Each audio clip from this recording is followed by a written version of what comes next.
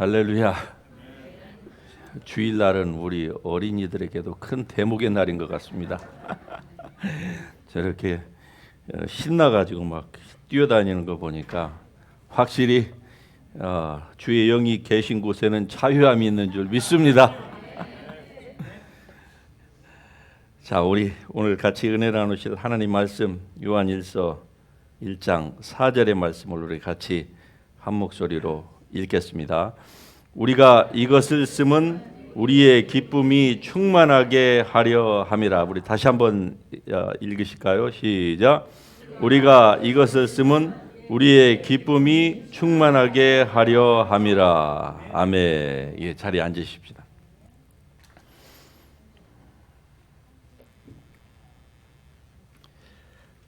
모든 사람들은 기쁨을 누리기 위해서 많이들 애를 쓰고 있습니다. 그래서 어떤 사람들은 그 기쁨을 물건에게서 찾아보려고 동분서주하고 있고, 또 어떤 사람들은 사람에게서 그 기쁨을 찾으려고 애를 씁니다. 특별히 부모된 사람들은 자식에게서 자기 인생의 보람과 그 기쁨을 누리려고 아주 애를 쓰지요. 그러다가 그 자녀 때문에 실망하면은 인생 전체가 다 무너지는 것이죠. 예, 내가 이러려고 자식에게 저렇게 공을 들여왔던 거 하고 여지없이 실망을 하는 것이죠. 물질에 의해서 기쁨을 누리려고 하는 사람들은 어떻습니까? 그 물질이라고 하는 것이 가지면 가질수록 마치 물은 물인데 소금기가 있는 바닷물과 같아서 마시면 마실수록 더욱더 갈증이 심해지는 그러한 현상을 느끼죠. 결국은 그 물질 때문에 인생의 허무함을 깨닫고 모든 것들이 다 쓸모없다 이거죠. 그래서 그렇게 많은 돈을 다 뒤로 하고 재산이 있음에도 불구하고 생을 달리 마감하는 이러한 사람들을 우리는 주위에서 종종 보게 됩니다. 이러한 것들을 볼 때에 우리 사람에게서의 기쁨은 그 무엇으로도 아니고 또 다른 사람으로 말미암음도 아니라고 하는 것을 우리가 알 수가 있을 것 같습니다. 그래서 이 본문의 저자인 사도 요한, 예수님께서 가장 사랑하셨던 제자이지요. 예수님의 12 제자 중에서 가룟 유다를 제외하고 나머지 10명은 다 순교를 당하였지만은 예수님께서 당신의 육신의 모친인 그 마리아를 부탁했던 이 사도 요한은 끝까지 죽음을 순교가 아니라 자연사를 한 장본인이 아닙니까? 그는 항상 예수님의 가장 근접해서 예수님을 보았던 사람입니다. 그래서 그가 말하기를 우리가 이것을 쓰면 우리의 기쁨이 충만하게 하려 함이라. 할렐루야. 즉 사도 요한은요, 예수님을 가장 근접거리에서 그의 눈으로 봤고 그리고 냄새를 맡았고 그의 손으로 친히 만진 바 되었던 그러한 사도가 얘기하기를 인간의 기쁨이 어디서 나오느냐? 그것은 바로 하나님과 그의 보내신 자 예수 그리스도를 아는 데에서 나오는 것이라고 말하고 있는 것입니다. 즉 하나님과 예수 그리스도와 진정한 교제가 있을 때에 거기에 참된 바로 기쁨이 있다고 하는 사실입니다.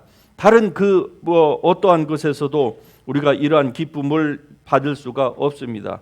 그래서 그가 이렇게 얘기합니다. 이것을 쓰면 우리의 기쁨이 충만하게 하려 함이라. 즉 이러한 기쁨을 사도들, 특별히 이 요한 서신의 저자인 사도 요한이 이 기쁨을 알게 된 거예요. 그러므로 자기가 알게 된, 자기가 경험하고 있고 지금 자기가 누리고 있는 이 기쁨을 말하자면은 성도들이 알기를 원한다고 지금 얘기하고 있는 것입니다. 그가 얘기하기를 태초부터 있는 생명의 말씀에 관하여는 우리가 들은 바요 본 바요 자세히 우리의 손으로 만졌다고 얘기를 합니다. 이 말씀 즉 이 1장 1절에서 지금 이렇게 쓰는 이유는 당시의 기독교의 근간을 흔들었던 바로 그 나스틱스 영지주의 때문에 그랬습니다. 당시에 영지주의가 얼마나 초대 교회를 강타했는지 기독교의 자체가 아주 뿌리가 흔들릴 지경이었습니다. 그때에 이 사도 요한이 얘기합니다. 영지주의가 주장하는 바와 같이 예수 그리스도는 그러한 분이 아니라는 것이죠. 즉 태초부터 있는 생명에 관하여는 친히 사도들이 눈으로 봤고 그리고 자세히 보고 자기들의 손으로 만졌다고 얘기를 합니다. 왜 이 말씀을 썼을까요? 당시의 영지주의는 예수님도 하나님의 아들로 인정했고요. 하나님이라고도 인정을 했습니다. 그러는데 그들이 한 가지 잘못 나간 것이 있었어요. 그것은 바로 예수님은 육체로 우리 가운데 오신 적이 없다 이렇게 얘기를 했습니다. 하나님은 그것도 인정을 하고 다 인정을 하는데 육체로 오신 바가 아니다라고 얘기를 한 거예요. 그래서 사도 요한이 얘기하기를 예수님을 우리의 눈으로 친히 봤다. 육체로 오지 않았다는 얘기는 영으로 하나님으로만 왔다는 얘기인데 하나님은 영이시니까 영으로 왔다고 그러는데 영으로 온 하나님을 육신을 가진 눈을 가진 인간이 어떻게 하나님을 볼 수가 있습니까? 육신을 갖지 아니한 그 예수 그리스도를 어떻게 손으로 만질 수가 있습니까? 우리 주 예수님께서 지금 분명히 우리 가운데에 함께 계신 줄 믿습니다. 예, 가장 높은 곳에서 오늘 여러분과 제가 드리는 이 예배를 분명히 주님은 불꽃 같은 눈으로 우리를 사랑하시는 눈으로 보시면서 예배를 받으시는 줄 믿습니다. 그러나 그 예수님은 이제 하나님의 보좌 우편에 계시면서 즉 더 이상 우리와 같은 육체의 이러한 몸을 입고 계시지 않기 때문에 물론 부활하신 부활의 영체가 있으시죠. 그러나 그 영체를 우리가 예수님께서 재림하실 때에는 우리가 눈과 눈으로 바로 볼 수 있지만 그러나 그 전까지는 예수님께서는 지금 영으로 우리와 함께 하고 계십니다. 여러분의 모든 그리스도인 안에는 성령께서 즉 예수 그리스도의 영이시죠. 그분께서 내주하십니다.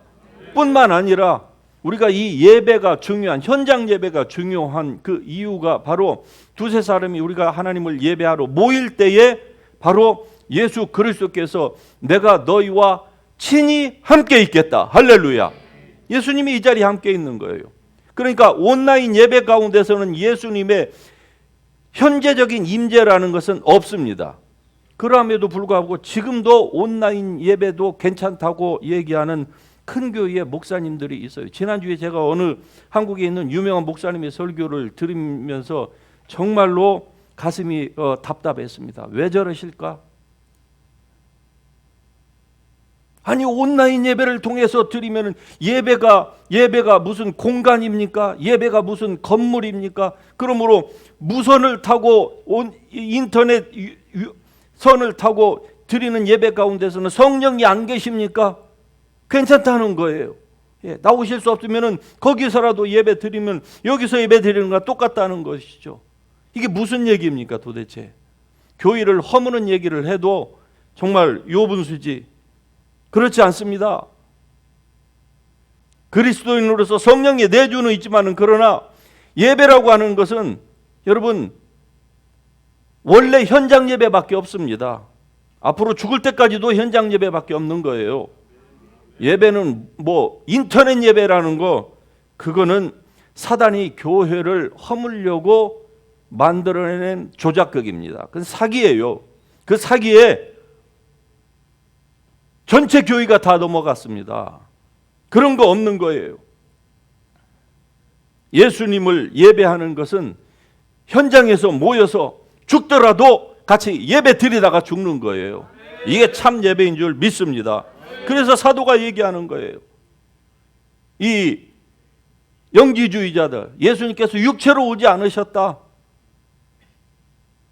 그러나 사도는 우리는 그분을 손으로 직접 만졌다. 할렐루야. 그 예수님께서 우리와 함께 계십니다. 여러분이 어디를 가든지 그분은 성령을 통하여서 내가 가는 것이 너희에게 더 유익하다. 왜?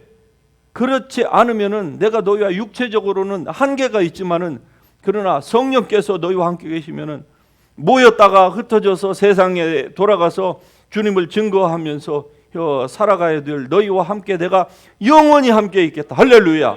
예, 그 주님과 함께 우리가 세상에서 6일 동안 열심히 살다가 그리고 이렇게 모여서 예배드리고 우리가 같이 모였을 때에는 성령의 우리 안에 내주뿐만이 아니라 예수 그리스도께서 친히 이 자리에 왕림하신 줄 믿습니다. 이게 바로 우리의 참 기쁨의 근원 되신 예수 그리스도인 것입니다. 즉 이 예수님과 참 교제가 있을 때에 하나님과 교제가 있는 거예요. 우리 인생의 기쁨은 여기에서부터 나온다 이 말입니다. 2절 가운데 보면은 영생을 말하고 있습니다. 이 영원한 생명을 우리가 보았고 증언하여 너희에게 전하노니 이는 아버지와 함께 계시다가 우리에게 나타내신 바 된 이시니라. 예수 그리스도께서 아버지 하나님과 함께 계시다가 우리에게 나타내신 바 되셨습니다. 영으로는 100% 하나님이셨지만 육체로는 우리와 똑같은 100% 휴먼 비잉의 바디를 가지고 계셨습니다. 그래서 주님은 피곤하셔서 때로 주무셔야 했고 행로에 고나여서 음식을 사러 제자들에게 먹을 것을 좀 사오라고 말씀도 하셨고 목이 말라서 우물가에 가서 앉으셨고 예수님은 바로 우리와 똑같은 분이셨어요. 그러나 죄는 없으셨습니다. 왜? 우리를 구원하시려면 예수님의 그 피 속에는 죄가 단 0.001%도 있어서는 안 되는 것이었기 때문에 예수님은 성령으로 잉태하셨습니다. 그래서 죄가 없으신 그분이 죄가 되셔서 죄인이 아님에도 불구하고 죄가 되셔서 여러분과 저를 위하여서 십자가에 죽으실 수 없는 분이 올라가셔서 죽으셨습니다. 모든 율법의 죄와 저주를 다 짊어지셨어요. 그러므로 우리는 더 이상 죄의 무거운 짐을 지고 살아갈 이유가 없습니다. 할렐루야. 모든 짐은 다 예수님의 십자가로 옮겨졌어요. 그러므로 우리는 자유합니다. 예수 그리스도 안에서 자유예요. 더 이상 죄의 무거운 짐 가운데에서 여러분 압박받고 그 죄책감 가운데 그 정죄감 가운데 짓눌려서 살지 말기를 주의 이름으로 축복합니다. 자유는 나의 것이에요. 자유는 여러분의 것입니다. 할렐루야. 이 영원한 생명을 우리가 보았고 증언했다 말씀하잖아요. 그분을 우리의 손으로 만진 바 되었다. 그 예수님은 아버지와 함께 계시다가 우리에게 나타내신 바 되셨다 말씀하고 있는 것입니다. 그래서 영생이라고 하는 것은 말 그대로 영원히 사는 게 아니에요. 지옥에서도 사람은 영원히 삽니다. 인생이라고 하는 존재는 동물과 달라서 그 존재가 사멸되는 법이 없어요. 존재가 소멸되지 않습니다. 안식교 같은 데서는 인생은 믿지 않는 사람은 존재가 소멸된다고 해요. 죽음과 함께. 그렇기 때문에 이단인 것입니다. 이단 중에 괴수이죠. 인간은 죽는 존재가 아닙니다. 물은 여러분 물이 여기에 있다가 수증기로 되면은 이게 수증기가 없어집니까? 없어지는 것처럼 보이죠. 그러나 세상에는 여기서 evaporate 된 그 물은 언제 다 여기에 다 존재하고 있습니다. 하물며 인간이겠습니까? 하나님의 형상대로 지으신 사람 짐승의 혼은 죽으면은 땅 속으로 내려가 즉 존재가 소멸됩니다. 그러나 인간의 영혼은 절대로 소멸되는 법이 없습니다. 영원한 존재예요. 그래서 영생이라고 하는 것은 단순히 영원히 사는 것이 아니라 하나님과 예수 그리스도와 교제하는 것입니다. 그분을 아는 것이에요. 여러분은 얼마나 하나님과 예수 그리스도를 아십니까? 얼마나 지금 그분과 교제하는 삶을 누리고 있습니까? 예수님을 영접했음에도 불구하고 구원의 확신이 있음에도 불구하고 이렇게 주님과 교제하는 삶을 살고 있지 못하는 분들은 진정한 구원의 혜택, 영생의 혜택을 누리지 못하는 분입니다. 빨리 여러분 사고의 전환을 하셔야 돼요. 인생의 삶의 전환을 빨리 바꾸셔야만 합니다. 그 무엇으로도 여러분의 이 마음의 기쁨을 줄 수 있는 것은 없습니다. 물질도 사람도 환경도 돈도 어느 것도 아니에요. 그런 걸로 만족하려고 하는 사람은 결국 언젠가는 인생에 아주 뼈아픈 후회를 하게 될 것입니다. 만족할 수가 없는 겁니다. 오직 만족은 하나님과 예수 그리스도를 아는 거예요. 그리고 그분과 참된 교제를 누리는 것입니다. 하나님과 예수 그리스도와의 교제는 성령의 인도하심을 따라서, 왜? 성령은 모든 진리 가운데로, 즉 예수님께서 말씀하신 바가 진리인데 그 예수님은 말씀은 2000년 전에 하시고 예수님은 하늘로 승천하셨지만은 지금도 하나님의 예수님과 교제하기를 원하는 사람에게는 성령의 인도하심이 있어야만 합니다. 그래서 오늘 또 우리가 하나님의 성령께 순종해야 된다는 당위성이 여기에서 나오는 것입니다. 영생은 유일하신 참 하나님과 그가 보내신 자 예수 그리스도를 아는 것이니이다. 할렐루야. 예, 하나님과 예수 그리스도를 아는 것, 즉 그분과 교제하는 것입니다. 그분께서 보내신 성령의 음성을 따라서 그 음성을 듣고 순종하는 삶입니다. 이것이 바로 요한 서신을 쓴 목적이에요. 즉 사도 요한은 우리를 그 사도가 누리고 있었던 하나님과 예수 그리스도와의 교제 안으로 우리를 지금 이끌려고 하는 의도로 이 요한 서신을 쓰게 된 것입니다. 자, 여기에서 이제 우리가 한 가지를 살펴볼 필요가 있습니다. 구원받은 하나님의 백성들이 하나님을 대하는 두 가지의 형태가 있습니다. 첫 번째는 바로 하나님과 예수 그리스도를 통하여서 그분을 믿었을 때에, 즉 하나님을 믿고 구원받고 하나님을 믿었을 때에 그 하나님으로부터 하나님의 자녀가 되었다고 하는 거기에서부터 우리에게 나오는 생산해 주는 그 베너핏들이 있어요. 그러니까 첫 번째 부류의 사람은 이 하나님을 믿고 그 베너핏을 찾아서 애를 쓰는 그리스도인들이 있습니다. 물론 애를 쓰면은 그 베너핏을 받게 되겠지요. 그러나 이것은 성경에서 말씀하고 있는 참된 의미의 구원받은 자의 삶의 목적에서는 벗어납니다. 두 번째 사람들은요, 바로 하나님과 예수 그리스도와 교제를 누리려고 하는 사람입니다. 바로 이러한 사람이 바로 진정한 그리스도인입니다. 그러니까 하나님과 예수 그리스도와의 그 교제의 삶, 그 펠로우십, 이런 그 삶을 누리는 사람들은요, 결국 하나님과 사귐이 있는 데서 그 생산해 내어지는 그 모든 베너핏, 그 블레싱도 동시에 받게 됩니다. 그러나 전자의 사람은 그것만 받지 하나님과의 교제는 없는 거예요.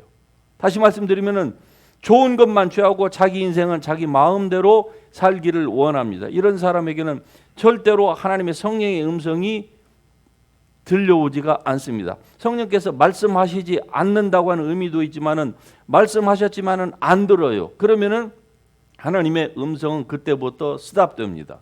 그리고 교회에 나와서 신앙생활을 해도 항상 주님으로부터 좋은 것만 바라는 그러한 이기적인 신앙으로, 즉 성숙한 신앙으로는 될 수가 없습니다. 그래서 이 모든 기쁨의 근원, 진정한 기쁨은 우리가 문제없는 우리의 삶에서 오는 것이 아니고요, 바로 하나님과 예수 그리스도와 교제하는 삶에서 옵니다. 그렇다고 교제하는 삶을 사는 그리스도인이라고 해서 그들의 삶에 문제가 없느냐? 아니요.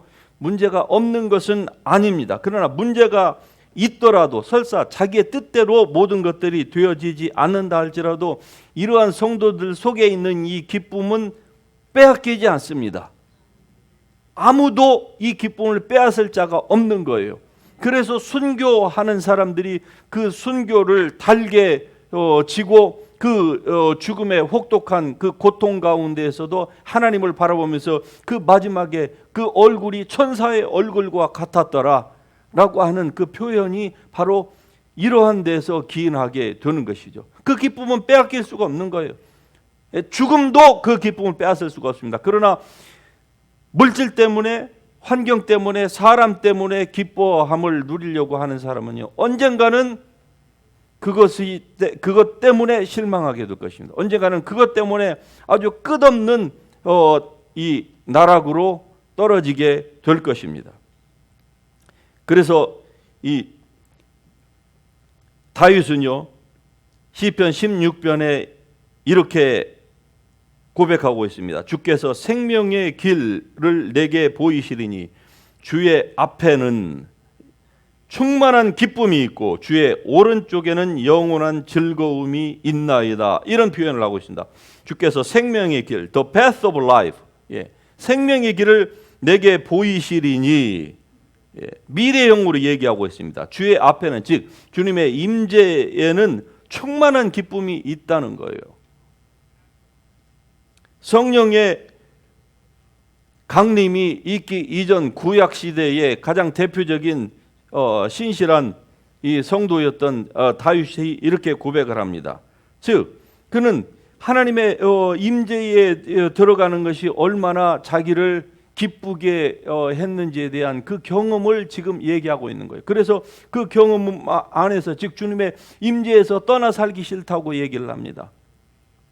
오히려 자기가 하나님의 성전의 문지기가 되었으면 좋겠다. 왜? 그때의 성전이라고 하는 것은 예루살렘에 지어놓은 그 성전을 얘기하거든요. 그 성전, 즉 하나님의 임재의 상징이 있는 그 언약궤가 있는 그곳이 너무 좋다는 거예요. 왜? 하나님의 임재가 있으니까.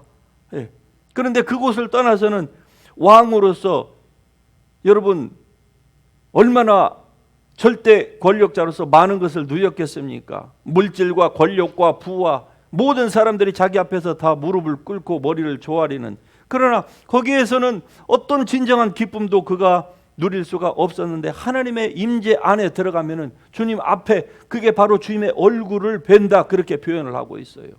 그럴 때에는 진정한 기쁨이 있다는 거예요. 그러면 어떻게 해야 이러한 진정한 하나님의 임재 안에 들어가는 이 기쁨을 누릴 수 있을까? 그것은 바로 하나님을 그의 삶의 첫째 자리에 두는 것이었습니다. 마찬가지로 우리가 어떻게 하나님의 임재 가운데서 늘 살아갈 수가 있습니까? 그것은 바로 항상 하나님과 예수 그리스도를 우리의 삶의 첫째 자리에 놓는 거예요. 이것이 바로 여러분의 믿음의 표현이 되어야 될 줄로 믿습니다. 물질을 벌어도 11조를 해야 된다고 하는 당위성이 여기서 나오는 거예요. 만일에 그렇지 않으면은요, 하나님을 첫째 자리에 두는 것이 아니기 때문에 문제가 있는 것입니다. 11조를 하지 않는다고 해서 여러분이 저주받는 게 아니에요. 자, 여러분의 시간도 마찬가지입니다. 다른 여러 가지 경제 활동도 다 마찬가지예요. 여러분의 삶의 첫째 자리에 하나님과 예수 그리스도를 둘 때에 바로 이 충만한 기쁨과 즐거움을 누릴 수가 있는 것입니다. 이 충만한 기쁨, 하나님 앞에 있는 이 충만한 기쁨은 그 무엇으로도 바꿀 수가 없는 것이죠. 하나님은 결코 여러분을 떠나지도 않고 버리지도 아니하시는 하나님이십니다. 그런 그 하나님께서 여러분과 함께 계신다고 하면은 문제가 더 이상 그 사람에게는 문제가 될 수가 없을 것입니다. 설사 그 문제가 어느 것에서 해결이 되지 않는다 할지라도 이러한 주님과의 교제 가운데 있는 사람은요, 결코 그것 때문에 이 신앙이 오르락 내리락 뒤치락 엎치락하는 이러한 일들은 결코 겪지 않을 것입니다. 산들이 흔들려 바다에 빠지는 그러한 세상에 천지개벽이 일어나는 일이 있다 할지라도 요동치 않는 거예요. 왜? 늘 주님 앞에서 사니까. 그 하나님 앞에서, 즉 하나님의 얼굴을 뵙고 사는 거예요. 보이지 아니하는 하나님이 늘 나의 이 눈 앞에 있는 것과 똑같습니다. 그런데 왜 자꾸 사람들이 허튼 짓을 할까요? 그것은 바로 하나님을 자기의 삶의 생각의 중심의 첫째 자리에 놓지 않기 때문에 그래요. 그러면은요, 그 즉시로 무엇인가가 하나님과 나 사이의 시야를 가로막는 무엇인가가 들어옵니다. 그건 그 사람이 추구하는 것이 바로 그 자리를 메꾸게 되어 있는 거예요. 그로 말미암아서 인생의 방향을 잃어버리는 것입니다.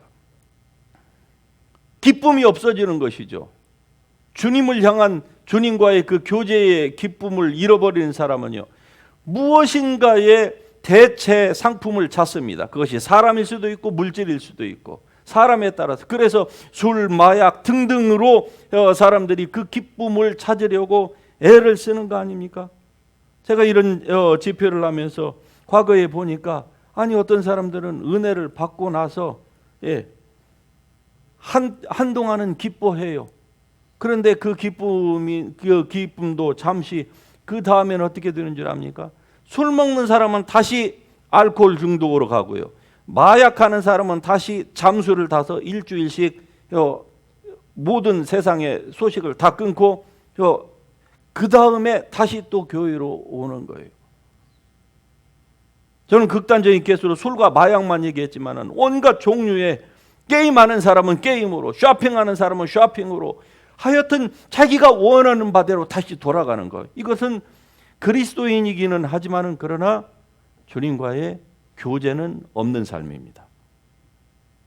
자기가 필요할 때만 주님과의 교제에 그 장으로 다시 들어왔다가 또 약간 만족이 되면 다시 나가서 세상의 즐거움을 이전과 같이 또 누리려고 하는 거예요.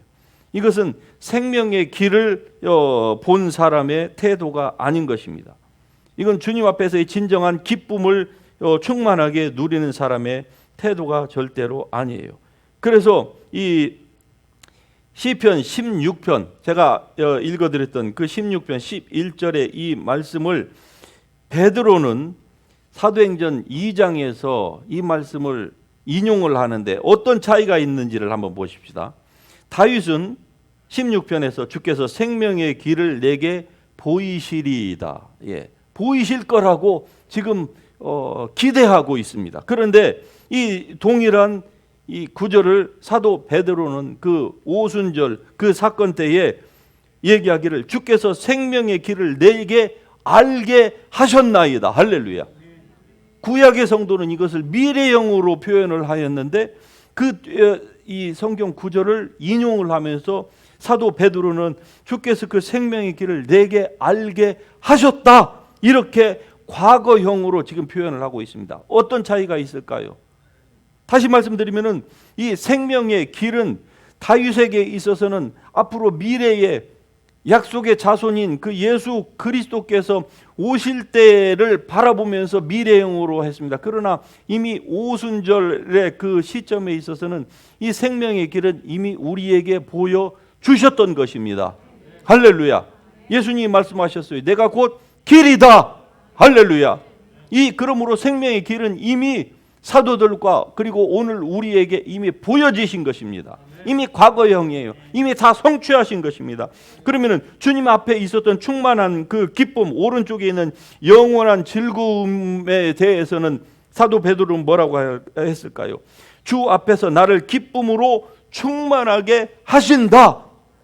이미 그 기쁨은 예수 그리스도를 통해서 모든 믿는 자들에게, 믿음으로 참여하는 자들은, 그걸 받아들인 자들에게 이 충만한 기쁨이 있다는 겁니다. 할렐루야. 여러분 안에, 즉 구원받은 여러분의 영의 사람 안에는 이 충만한 기쁨이 있는 줄 믿습니다. 왜? 늘 그 하나님의 임재는 우리에게서 떠나지 않기 때문에 그래요. 다윗은 떠날까 봐 굉장히 두려워했습니다.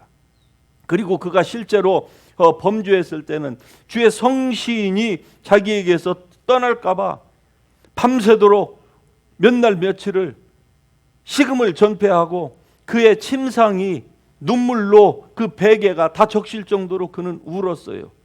사실 그러한 태도는 죄에 대한 그러한 이 회개의 태도는 오늘 우리도 동일하게 받아야 됩니다. 우리도 동일하게 해야 돼요. 죄를 지어도 이제 성령께서 계시고 떠나지 않으니까 나는 죄를 지어도 괜찮다. 그런 사람은 진정으로 구원받은 사람이 아닐런지 모릅니다. 그러나 포인트는 어떻습니까? 생명의 길은 이미 우리에게 주어졌습니다. 할렐루야. 결코 두려워할 것이 없는 거예요.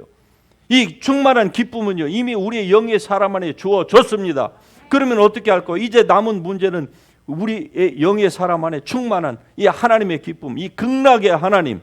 이전 번역에 보면은 이 극락의 하나님이라고 그랬어요. The God of Paradise.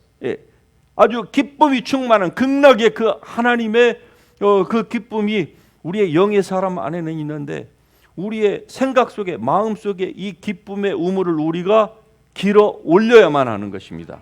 그러기 위해서는 하나님의 말씀이 필요한 거예요. 믿음이 필요한 겁니다. 여러분의 반응이 필요한 거예요. 여러분의 그 감정을 의존하지 마시고 하나님의 말씀을 의존하시기를 바랍니다. 그래서 여러분의 어두운 마음을 밝게 비추세요. 하나님은 빛이시라. 주의 말씀이 곧 빛이십니다. 이 빛 되신 말씀을 여러분의 어두운 마음에 세상으로, 사람으로, 그 무엇으로 만족과 기쁨을 얻으려고 했던 이 마음을 여러분의 영의 안에 주어진 이 충만한 이 극락의 하나님의 그 기쁨, 그 기쁨으로 여러분의 마음 가운데에 비추시기를 바랍니다. 채우시기를 바랍니다. 충만케 하시기를 바랍니다. 그러면은 이 참된 기쁨이 여러분을 지배하게 될 것입니다. 그 기쁨 가운데서 살면은요, 세상에 무슨 일이 발생을 하든, 여러분의 감정이, 여러분의 환경이 여러분에게 뭐라고 얘기를 하든 절대로 그 기쁨은 빼앗기지 않을 줄 믿습니다. 이러한 충만한 기쁨이 오늘도 기도할 때에 여러분의 영혼의 깊은 곳에서 이 생수가 흘러 넘칠 수 있기를 주의 이름으로 축복합니다. 우리 같이 일어나셔서 찬양하시면서 이 주님의 보좌 앞으로 나아가십시다.